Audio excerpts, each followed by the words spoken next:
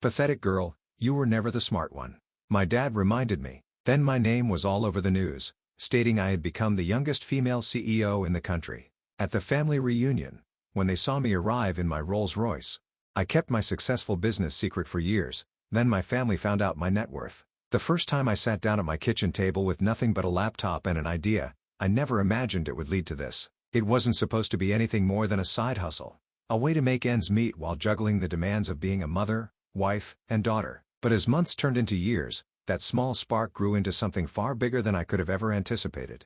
And yet, no one in my family knew about it. Not really. It started innocently enough. I was scrolling through social media late one night when I stumbled across a post from someone who had built their own online business selling handmade crafts. At the time, I was working part-time at a local cafe just to contribute financially to our household. My husband, Mark, worked long hours as a mechanic, and we were barely scraping by. We weren't struggling so much that we couldn't afford groceries or keep the lights on, but there was always this looming sense of uncertainty, like any unexpected expense could send us spiraling. So when I saw that post, something clicked inside me. What if I could do that too? I didn't tell anyone, not even Mark, what I was planning. Part of it was fear. What if I failed? The thought of admitting I'd wasted time and energy on something that didn't pan out felt unbearable. But another part of it was pride. This was mine. Something I could control, nurture, and grow without needing anyone else's approval or validation. Every spare moment I had, from nap times to after bedtime, I poured myself into learning everything I could about e-commerce, marketing, and branding. I spent hours watching tutorials, reading articles, and experimenting with different ideas until finally, I launched my first product line, custom-designed jewelry inspired by nature. At first, sales trickled in slowly. A pair of earrings here, a necklace there. Nothing spectacular, but enough to give me hope. As the months went on though, things began to pick up. Word spread organically, thanks to glowing reviews and repeat customers. Before I knew it, I was shipping orders all over the country, and eventually, internationally. Still, I kept it hidden. Mark thought the extra income came from occasional freelance graphic design work, which I did dabble in, and my kids assumed Mom was just working on her computer like she always did. They had no idea how big it had become. By year 3, the numbers were staggering, or at least they felt that way to me. 6 figures in revenue, growing steadily each month. I hired virtual assistants to help manage customer service and inventory. I leased warehouse space under a pseudonym to store products. Everything was meticulously planned and executed behind closed doors. To everyone around me, I was still the same person. The quiet, dependable mom who baked cookies for school events and volunteered at church. Inside, however, I was bursting with secrets. But keeping such a massive part of my life under wraps took its toll. There were moments when guilt gnawed at me, especially during family dinners where conversations revolved around budgeting and saving for vacations or home repairs. Should I speak up, offer to cover some expenses, or continue letting them think we were barely getting by? Each decision weighed heavily on my shoulders, and the longer I stayed silent, the harder it became to imagine revealing the truth. Then came the day everything changed. It started innocently enough, a routine visit to the bank. I needed to deposit a check from one of my suppliers, nothing unusual. Except this time, the teller looked at me strangely before excusing herself to fetch her manager. When he returned, his demeanor shifted entirely. Gone was the polite professionalism instead. There was a kind of awe mixed with disbelief. He asked me to step into his office, where he proceeded to congratulate me on building such a successful enterprise. Apparently, my account activity had flagged some internal review process, and they wanted to ensure I had access to premium services tailored to high-net-worth clients. My stomach dropped. While I appreciated their enthusiasm, the last thing I needed was attention. I politely declined their offers, insisting I preferred to keep things simple. But as I left the bank, I couldn't shake the feeling that something irreversible had been set in motion. Sure enough, later that evening, Mark received a call from a mutual acquaintance who happened to work at the same branch. By the next morning, the entire family knew, or at least suspected, something wasn't adding up. When I walked into the living room that night, the air felt thick with tension. Mark sat on the couch, arms crossed, his expression unreadable. Our 2 teenagers, Emily and Jake, perched awkwardly on either side of him, their eyes darting between their father and me. No one said a word, but the silence spoke volumes. Finally, Mark broke it. "What exactly is going on?" he asked, his voice low but firm. "The bank called today. They told me, well, let's just say they painted quite the picture." I froze, my heart pounding in my chest. All those years of secrecy, of carefully guarding my double life, suddenly seemed futile. How could I explain this without sounding defensive or secretive? Taking a deep breath, I sank onto the armchair opposite them, bracing myself for the storm ahead. I didn't mean to hide it, I began hesitantly, my voice trembling. It started small, almost by accident. You remember those craft fairs I used to attend? Well, one thing led to another, and before I knew it, words tumbled out faster than I could organize them, spilling forth in a chaotic rush. I told them about the late nights, the endless research, the thrill of seeing my designs come to life. I explained how terrified I'd been of failing, not just financially, but emotionally. What if they resented me for not sharing sooner? What if they thought I valued success over family? Mark listened intently, his face unreadable throughout my confession. Emily, ever the emotional one, blinked back tears, while Jake stared at me with wide eyes, clearly trying to reconcile the image of his mom with this newfound revelation. When I finally fell silent, exhausted and drained, Mark leaned forward, resting his elbows on his knees. Why didn't you tell us? He asked softly, his tone less accusatory now and more curious. We're your family. Don't you trust us? His question hit me like a punch to the gut. Of course I trusted them. More than anything. But trust wasn't the issue.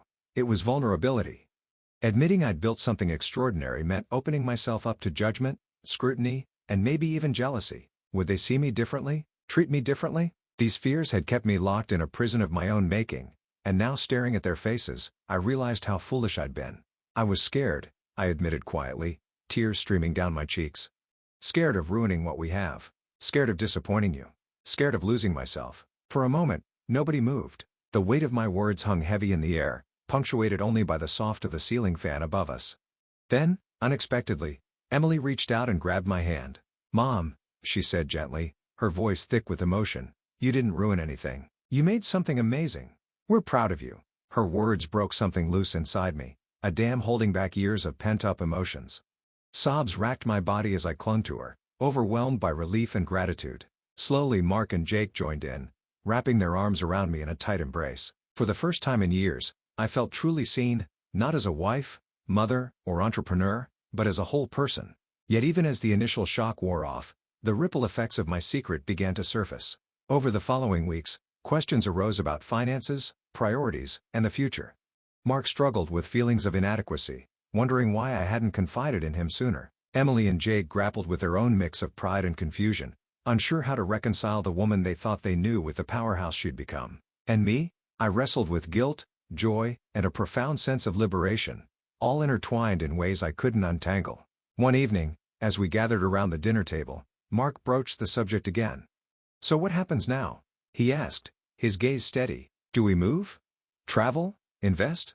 Start over completely? I hesitated, unsure how to answer. Truthfully, I hadn't given much thought to the practical implications of my success beyond ensuring financial stability, but listening to him, I realized this wasn't just about money anymore. It was about choices that would shape not only my future but theirs as well.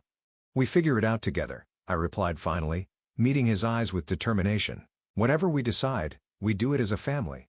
And so began a new chapter, one filled with possibilities, challenges, and countless opportunities to redefine who we were and who we wanted to become. Little did I know, however, that the hardest decisions were still ahead. The days that followed were a whirlwind of emotions, conversations, and revelations.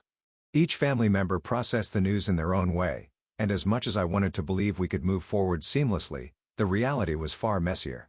The weight of my secret had created cracks beneath the surface, cracks that couldn't be ignored or smoothed over with a few heartfelt talks. Mark, for instance, oscillated between pride and insecurity. One moment he'd marvel at what I'd accomplished, peppering me with questions about how I managed logistics, marketing, and scaling the business. The next, he'd retreat into silence, his jaw tight as he stared out the window during our evening walks.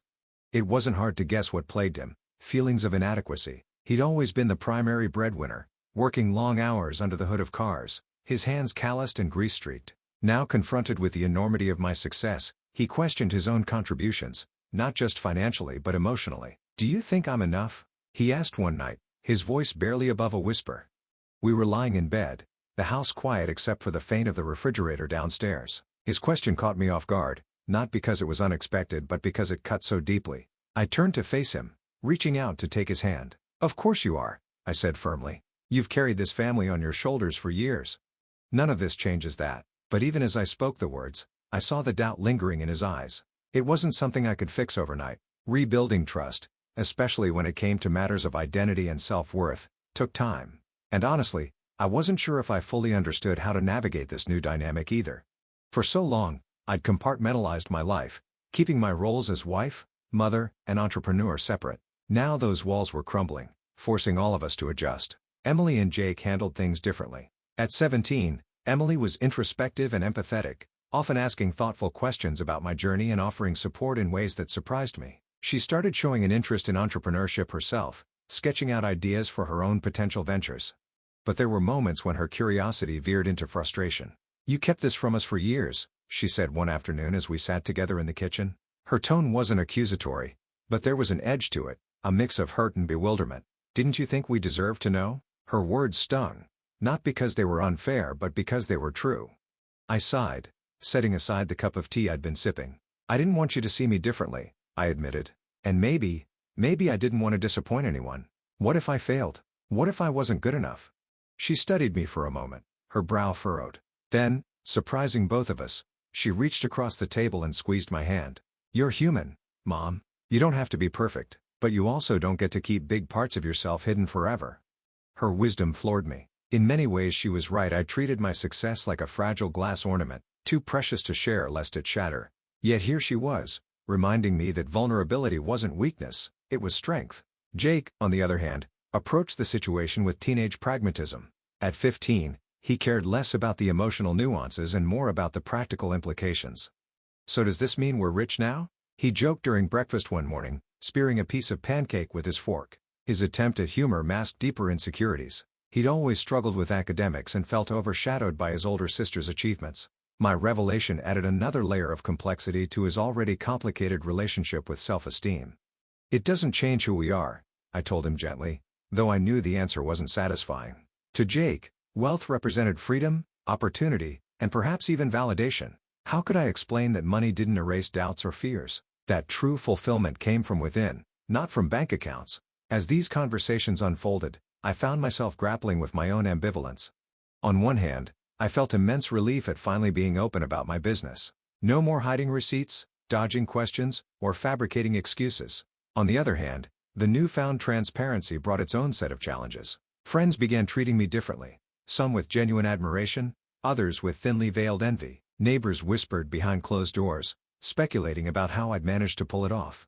Even extended family members chimed in, offering unsolicited advice about investments, philanthropy, and lifestyle upgrades. Through it all, I clung to one truth. I hadn't built my business for recognition or approval. I'd done it because it gave me purpose, creativity, and independence. Losing sight of that would mean losing myself entirely. One evening, several weeks after the initial bombshell, Mark suggested we sit down as a family to discuss the future. By then, tensions had eased somewhat, though residual awkwardness lingered. As we gathered around the dining table, papers and laptops spread out before us, I braced myself for what promised to be a pivotal conversation. "Okay," Mark began, clearing his throat. "Let's talk about what comes next. Clearly, things are going to change. But how do we make sure those changes benefit everyone?" His question hung in the air, prompting a flurry of responses. Emily immediately launched into ideas for travel dream destinations she'd scribbled in a notebook, complete with estimated costs and itineraries. Jake chimed in with requests for upgrades, a gaming PC, a better phone, maybe even a car once he turned 16. Mark listened patiently, nodding occasionally, though I could tell he was weighing each suggestion against his own priorities. When it was my turn to speak, I hesitated. This was the part I dreaded, the transition from secrecy to shared responsibility. How could I balance my desire to maintain control over my business with the need to involve my family in decision-making? More importantly, how could I ensure that whatever choices we made aligned with our values rather than superficial desires? "I think we should start by focusing on what matters most," I said slowly, choosing my words carefully. "Yes, we have resources now that we didn't before, but money isn't the solution to every problem. If anything, it amplifies them." The room fell silent as my family absorbed my statement. Finally, Mark nodded. "You're right," he agreed. "We can't let this divide us. Whatever we decide, it has to bring us closer together, not push us apart." With that consensus, we dove into specifics. Over the course of several hours, we mapped out short-term goals, a modest vacation, paying off lingering debts, and long-term aspirations, college funds, retirement savings, charitable contributions. There were disagreements. Of course, Jake argued passionately for a luxury sports car, while Emily insisted on funding environmental causes. But through it all, we maintained a spirit of collaboration. Slowly but surely, the pieces began falling into place. Yet even as plans solidified, I couldn't shake the feeling that we were standing on shaky ground. Money had a way of exposing fault lines, testing relationships in ways that nothing else could. Would our newfound wealth strengthen our bonds or strain them to the breaking point? Only time would tell. In the meantime, I resolved to stay grounded. Every morning, I woke early, brewed a cup of coffee, and stepped outside onto the porch to watch the sunrise. Those quiet moments reminded me of why I'd started this journey in the first place, not for fame or fortune, but for the simple joy of creation. As the golden light spilled over the horizon, bathing the world in warmth, I allowed myself to dream again, not just of what lay ahead, but of who we could become together. Because ultimately, success wasn't measured in dollars or accolades. It was measured in connection, resilience, and love. And no matter what challenges awaited us, I knew one thing for certain: we'd face them side by side. As the weeks turned into months, our family dynamic shifted in subtle yet profound ways. The initial shock of my revelation gave way to a deeper understanding, a recognition that success wasn't something to fear or hide but to share and celebrate. Mark began accompanying me to business events, his pride evident as he introduced me to colleagues and partners. Emily started interning with my team during summer breaks, her creativity blossoming under mentorship. Even Jake found his footing, channeling his energy into designing eco-friendly packaging for my products. But the real transformation happened within us. We learned to communicate more openly, to embrace vulnerability instead of shying away from it. Money remained a tool, not a crutch, guiding our decisions without defining them. Together, we traveled, volunteered, and dreamed bigger than ever before. One evening, as we gathered around the fireplace, Mark raised a toast. "To secrets revealed," he said with a smile, "and to futures built together." Tears welled in my eyes as I looked at their faces, each one illuminated by the flickering flames. For the first time in years, I felt whole. Our journey wasn't perfect, but it was ours. And that made all the difference.